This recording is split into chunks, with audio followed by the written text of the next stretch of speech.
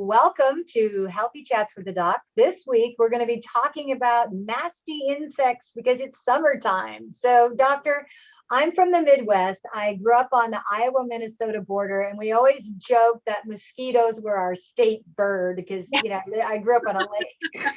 So let's talk a little bit about insect bites and just because actually if you're traveling they can be very dangerous and not just annoying. So talk to me about that. Yeah, so insect bites, one of the things that we can be common with travel, can be common in the summer months, especially like we're out camping or even just having a summer barbecue in our backyard, depending on where you live. And so the thing that, we obviously worry about things like ticks and bee stings and wasp stings. And then of course we have mosquito bites, which can be really annoying, like you were just talking about. So mosquito bites, I think, is what we're going to focus on a little bit today, because that's the one that's the most common. And then there's a little bit of feedback on your end. Deb, are you able to turn the volume down? Sorry. That's okay. Do that. Okay. Perfect. Okay, that's better. Thank you. Okay.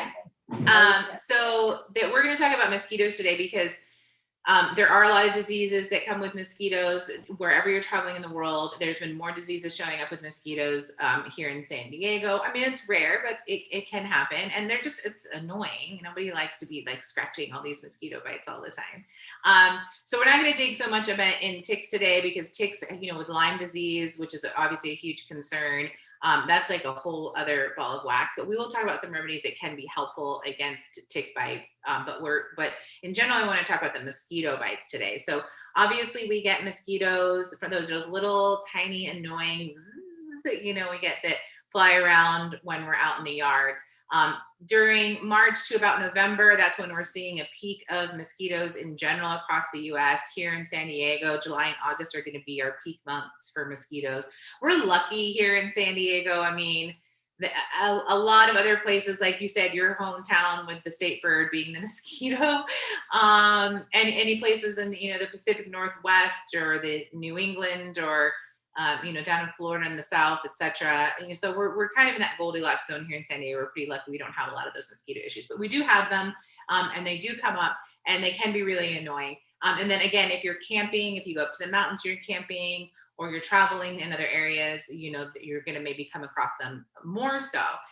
So those are the months we typically see them. Dawn and dusk is typically the time that those twilight hours are when we see the most of them. They're of course going to be more popular around standing water. So certainly in your home, if you have gutters that are clogged or bird fountains that are unattended, that type of thing is going to contribute to that. Or if you're, hiking and camping near a lake or a pond that has some standing water, certainly all of our grassy, bushy areas as well too is where you're going to see some of these mosquitoes come into play. And then when you get the mosquito bite, I mean, most of us have had one, we know what it is. You get a little red welt and it itches usually a lot, right? And you're just like, stop that, right? And some people will have a greater, more reaction than others. So some people will get like huge welts. So some people have a lot of immune, allergic almost to the mosquito bite. So it really affects them. And some people get bites and it's just like a little, it's kind of annoying. It's no big deal, but some people can get really affected by them without being any disease, but simply that their system is sensitive. Maybe they're a little bit allergic, or maybe they're immune compromised. And so they don't deal with it as well. So these are the types of bites that we're talking about that can cause that irritation and so doctor, let's go further deep into that. So let's start with somebody we talked about before with actually last week is a kind of a magnet for mosquitoes when she goes to the Midwest. Why are some people more susceptible to attracting mosquitoes to start with? Yeah, so in general, mosquitoes are attracted to just body odor. And then they are also attracted to, and I don't mean bad like BO, I just mean like we all have a smell, right? whether it's our perfume or our shampoo or just our general body smell. So they are attracted to humans and the heat of humans. And then they're also attracted to carbon dioxide. So what we're exhaling when we're breathing. And that carbon dioxide is a big part of like, oh, humans, there's some blood over there. So they're attracted to that. And so we will find some people where if you recently exercised and you're exhaling more, so you're breathing more heavily, pregnant women tend to exhale more carbon dioxide. So we'll see them attracted a little bit more to those cases. But then some individuals just have certain scents, and the research hasn't really elucidated what is it about that body scent? Where is that body scent coming from? What is that specific scent that those mosquitoes like so much? They haven't quite figured that out, but they have found some correlation. So there does seem to be a genetic component to a certain type of body odor that they can be attracted to. So they've seen that in some studies with identical twins, where there's just something about your genetics that you just smell sweet to those little critters. There also has been information about your healthy bacteria. So this I found really fascinating because we've talked in other episodes about the importance of your gut bacteria, which is part of your microbiome. Well, your microbiome isn't just in your gastrointestinal system. We are covered in bacteria, which I mean, maybe sounds kind of gross, but I mean, really we have healthy bacteria that lives on our skin that is also part of our microbiome. And a greater diversity in the microbiome, we always talk about this, a high diversity in the microbiome for the gut is really important, but also a high diversity on the skin is also really important for protecting against infections and skin diseases. But they've also found that individuals with a high biodiversity of healthy bacteria in their skin are less likely to be bit as well. So take your probiotics, don't overdo it with the antibacterial hand sanitizer, which this year has been kind of hard not to, but we have seen that. We've also seen in some of the research that individuals who drink beer, the mosquitoes tend to like the beer a little bit more. So that might be, drink tequila, don't drink the beer. Perfect. I'm a tequila drinker. Maybe that's why I don't attract mosquitoes. Certain scents from your body sweat can affect it. And then also it has, if you're wearing darker colors, which is interesting, they seem to be attracted to the darker colors. So if you're wearing darker colored clothing, that seems to help as well too. Seems to attract them as well too. That's interesting. We talk about the skin being our largest organ, and now you described us as being big bacteria monsters. Right. But so when you talk about the microbiome and bacteria and, again, skin being the largest organ, it makes a lot of sense that if your microbiome is off and, you're excreting through your skin a certain aroma, that would make sense, right? Yeah. I mean, and it's definitely, this is sort of off topic, but we know if somebody is complaining that they have, bad breath all the time, or like their partner is complaining that they have bad breath all the time, we find that a lot of that has to do with the health of the bacteria in your gut. So we know from there that that's affecting some odors, right? So of course you could see then on that sort of microscopic level with the bacteria on our skin, probably affecting our odors and the way we smell to those juicy mosquitoes that want Yeah. Yeah. So let's talk a little bit. So now there's certain people attracted. Obviously, it relates to the microbiome and our bacteria monster that we are. And so, now that it's summer and, we'll see a lot more of that in San Diego, and if you're traveling, it actually could be dangerous. So when should someone see a doctor if a bite gets out of control? Yeah, so there's a couple of things that can happen. One is sometimes you just scratch it too much that you get an infection on your skin and you get a little dermatitis. So if you have like a spreading rash that's happening, you should see the doctor. Or if you get a fever over 101, you should see a doctor as well too. So high fever If the bug bite is turning into a rash and is spreading, and it's spreading over your arm, both of those cases, you should go see a doctor. And then, again, to clarify, some of this has to do with just scratching it too much and that causing local infection. But we do worry about the things we worry about: mosquitoes, malaria, though we don't worry about that in the United States. There's been a few cases. It's extremely rare. Usually this is from people who have traveled from other countries. The West Nile virus, also rare, but is becoming more so. There has been some cases in California. Certain types of encephalitises can come from mosquitoes, also very rare in the US. And then in foreign travel, of course, we worry about malaria. But we also worry about dengue fever, yellow fever, and then more recently, I'm sure a lot of people have heard about the Zika virus. Currently there is not any dengue, yellow fever, or Zika in California, but certain parts of Mexico, Central South America, do have that Zika virus. So, these are some of the diseases that can come about with the mosquito bite. So that's, a lot of times we'll start to see that fever show up often from one of those infections that can come from the mosquito bite. So local infection with a rash, and then fever that can be associated with the rash, but also can be associated with one of those more severe types of infections. Okay, so obviously there's a time and a place. If you get that mosquito bite gets out of control, try not to itch it, even though you want to. I know. Well, we can talk about some things to help with that, but yeah, you don't. Yeah. You want to. My mom always told me to slap it, like, yeah. or to put a little X mark with my fingernail through it. I think. I know. I've done that too. It's like, yeah. So let's talk about if I'm going to be traveling, because now, if you've been vaccinated, people are starting to travel again. Yeah, the fever bug the travel bug is probably the biggest bug we have to worry about right now. Yes. No, gosh, I hear the airports are out of control. So yeah. So let's talk about it. What can we do? Obviously, the people who listen to this program always want to try to do something naturally, especially if you're traveling. What kinds of things do you recommend to protect yourself from attracting insects naturally? Well, are there some things we can do?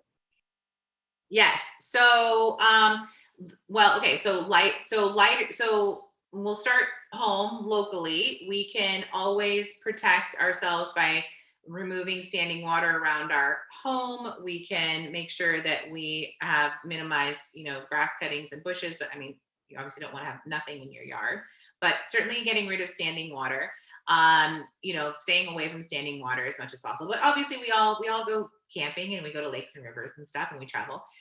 Lighter colored clothes, longer sleeve clothes are obviously going to protect you from the exposure. Working on that healthy microbiome to have that diversity on your skin, because we see again that they seem to be less attracted to those who have better biodiversity in the bacteria on their skin. There are these things called bug lights, and I don't mean the zappers. I mean, there's actual light bulbs that are called bug lights that produce a different radiant type of light that the bugs seem to be less attracted to. So that's something you can do in your home.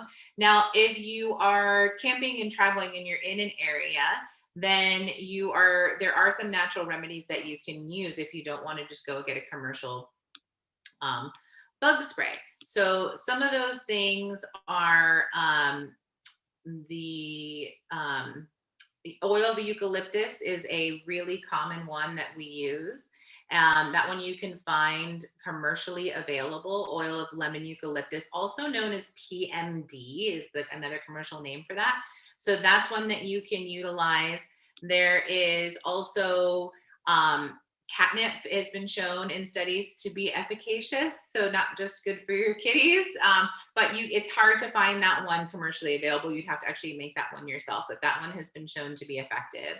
Citronella, I'm sure we've all heard of the citronella candle. So the challenge with the citronella candles is if you're using the candle, it's too diffuse in the environment. There has been some issues with some nasal irritation with inhaling it too, but you can get citronella topically, and that has been shown to be helpful as well too. There are some essential oils that can help as too, but the problem with the essential oils is that they require really frequent application. And so um, you're just not applying it frequently enough in order for there's too high of an evaporation on the essential oils. So that one can be really hard to actually be efficacious. So that one doesn't always work. There's also some foods that you potentially could eat. So we're talking about changing your body odor, right? So again, they haven't quite figured out what it is about your body odor that is attracting them, but there seems to be some foods that do help to minimize them. Garlic and apple cider vinegar, chili peppers, tomatoes, grapefruit. They've also shown apple cider vinegar topically can help as well too. So that's something else that can help with decreasing your attraction to those critters. Avoiding beer, like we said, they're attracted to the beer. So again, tequila. And then Tequila. avoiding high sugar and high salt foods, which we should be doing anyway, right? We talk about that all the time, but that seems to also attract them. So minimizing sugar and salt in your foods. So the Environmental Working Group does talk about the oil of lemon eucalyptus, again, also known commercially as PMD, as being a really good alternative. There's also another safe product called picaridin, that you can also find commercially that has been shown to be a safe product. There's also, I did want to mention DEET. So DEET is like the big one. This is the one that people are like, oh, I'm going to Africa and I need the DEET. And the challenge with DEET is, as some of you who may have used it in travels in the past know, that it will literally melt plastic. Like that stuff is gnarly. But that's DEET at 100%. And what we have found is that DEET can actually still be just as effective at only 25, 30%. And you don't need to go any higher than that. And in those dosages, it's actually been shown to be safe. So even at the higher dosages, it hasn't been shown to be as terrible as you would think it would be for something that corrodes plastic. But there has been some eye irritation and skin irritation and some neurotoxic effects that have been documented with regards to that higher dose DEET. But the lower dose DEET is safe at lower doses and is still effective. So if you're going somewhere where there's like a high malaria content, you probably want to make sure that you're staying protected. So DEET can be used at, that less than 30% amount and still be effective. But the PMD, or the oil of lemon eucalyptus, has been shown to perform as well as the 20% DEET. So you can also get a lot of benefit from that one as well too.